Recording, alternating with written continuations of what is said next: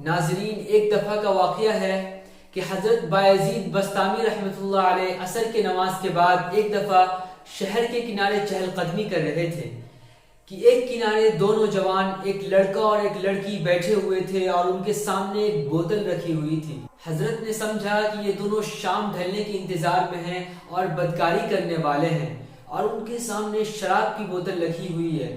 سوچا کہ ذرا جا کر ان سے پوچھ لوں۔ جب لڑکے سے دریافت کیا تو وہ کہنے لگا کہ یہ میری بہن ہے، ہم دونوں روزے سے ہیں اور سورج غروب ہونے کے انتظار میں ہیں، اور میرے سامنے جو یہ بوتل ہے اس میں آب زمزم ہے اور ہم سید خاندان سے ہیں۔ شیخ فرماتے ہیں کہ یہ سننا ہی تھا کہ میرے آنکھوں میں آنسو آ گئے اور میں نے اپنے آپ کو خوب ملامت کیا اور پھر ان کو اپنے گھر لے جا کر ان کا خوب اکرام کیا۔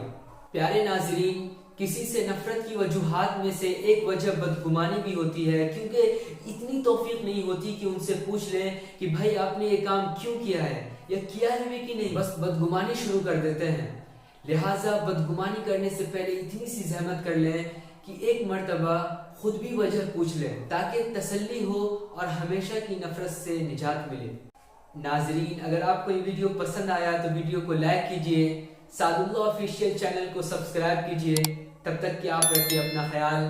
ملتے ہیں اگلے ویڈیو میں ایک نئے ٹاپک کے ساتھ، تب تک کے لیے خدا حافظ۔